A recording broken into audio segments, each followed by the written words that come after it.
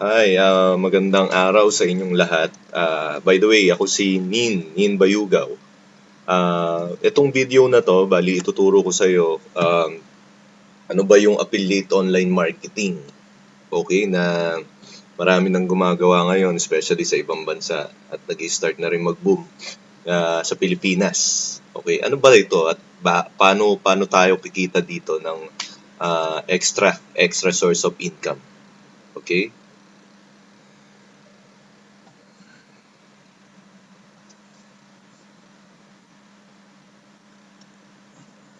Okay. First question, katulad ng tinanong ko, ano ba ang affiliate online marketing? Affiliate online marketing, ginawan ko to ng acronym, SOPS or SOPS. Sabihin, selling other people's stuff. Ano ba yon? Ano ba ibig sabihin nun? People's stuff or other company stuff, let's say, produkto ng ibang tao or ibang company. Mapa-physical, mapa-digital, mapa-membership or insurance or anything. Ito yung mga example ng produkto, okay, ng isang company na binibigyan nila sa mga tao na ma-promote or matulungan sila na makapag-generate ng sales. Okay? Paano ito nag-work at paano ka kikita dito? Okay, bakit yung iba parang ginagawa ng full-time na kumbaga na source of income yung ganitong negosyo? So, papaliwanag ko sa inyo. So, ito sa picture, actually yan, may naka versus multi-level marketing. Hindi naman ako against yan, no? Pero ito kasing affiliate online marketing, mas madaling gawin, okay? Mas in demand ngayon, siyempre, internet di ba? Internet generation. So, kumbaga, ang dami ng mga social media. So, ito yon. Makikita mo dito, meron tayong brand or seller or ito yung company. Then, papunta sa affiliate. Okay, then ito si customer sa baba. So, itong si company, ito yung mga may produkto na pwedeng ipahiram or pwedeng ipapromote dito sa affiliate na to. Now, which is, pag si customer is mag-purchase dito sa item or sa product na to, itong si affiliate, dito na magkakaroon ng commission from the company. Okay? Katulad ng sinabi ko, may mga produkto na physical, digital, ibig sabihin yan yung mga e-book. Okay, example niyan, mga training course, okay, mga information product. Yan. So dito makikita mo, bakit nasabi ko mas maganda to comparing sa multi-level marketing or MLM. Kasi dito, ano to direct ka na mag-iimbita ng mga prospect mo or leads mo, okay, na sumunod sa'yo. Katulad nito sa baba, di ba, ikaw to. So, merong dalawa, apat, di ba? So, dyan, each tao or each prospect, dyan ka kumikita hanggang let's say, itong si prospect A, makapag-generate rin ng another prospect, ganun din, kikita rin siya by invitation.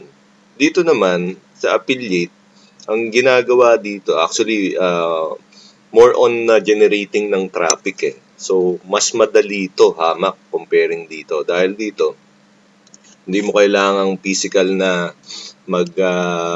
maki-meet up dun sa tao. Second, hindi mo kailangang magdala ng produkto, okay? Or dalhin kung saan kayo magmi-meet up. Okay? Then, third, hindi mo na kailangang tawagan or kontakin yung tao kasi marami tayong ways ng pagpropromote ng product ng company. Number one, yung Facebook, yan. May YouTube or kung ano man yung mas komportable sa'yo. Okay? So, balik tayo dito sa una. Na-discuss ko na kung ano ang affiliate online marketing. Ibig sabihin, selling other people's stuff. So, paano nag-work? Paano ka kumikita? Kikita ka dito Pag si customer na nadala mo dun sa website or dun sa product na yon is mag-purchase ng item, kung anumang item yung pinapapromote sa'yo ni company. So, ito, nakalimutan ko sabihin sa'yo, paano ka makakaroon ng commission? Via ano yan meron silang special link na binibigay dun sa affiliate. So, by that, matetrace ng system na ikaw ang nagpapasok netong si tao, netong si customer.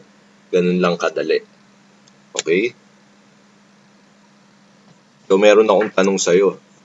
Ano kung, let's say, merong produkto or merong digital training course na magpro-provide ng isang sistema para sa'yo na tuturuan ka kumita at gumawa ng automated online business. Kumbaga, parang mas mapadali para sa'yo. Okay? Dali, ito yun. At kung merong training program, at saka second, merong isang team na magsasell ng product or matulungan ka na makapag-generate ng sales dun sa produkto. Then third, merong isang coach or yung mga top earner nung isang product or nung isang system na magbibigay sa'yo ng training or mag-guide sa'yo. And fourth, merong payment provider or support system. So, kung meron kang mga question, pwede kang mag-email or pwede kang makipag-chat kung meron kang mga question about the training. Then PIP, meron rin siyang 30-day traffic program, which ito, ganun din, kumbaga step by step, i-guide ka kung paano ba makapag-generate ng traffic. Traffic, ibig sabihin, makapag-generate ng leads or prospect dun sa product na i-promote mo. Then the last is yung automated marketing system. Ano ba tong automated marketing system? Ito yung tools na ibibigay sa iyo or provided dun sa system na yon na hindi mo na kailangang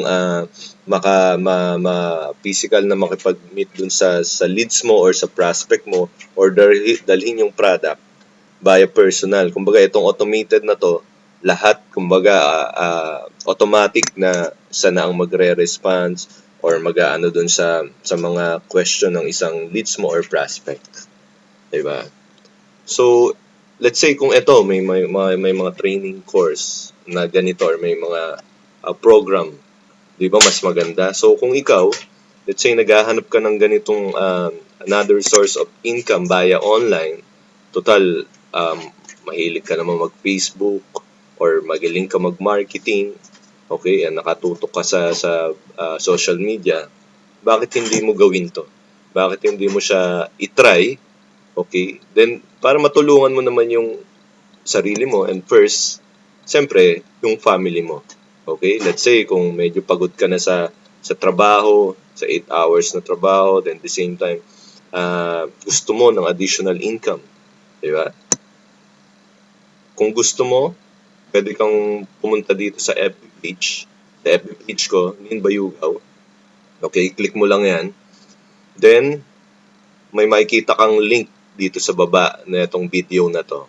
Pasukin mo lang yan at meron ako mga video training na libre na i-provide sa'yo. Okay ba? Thank you. Salamat.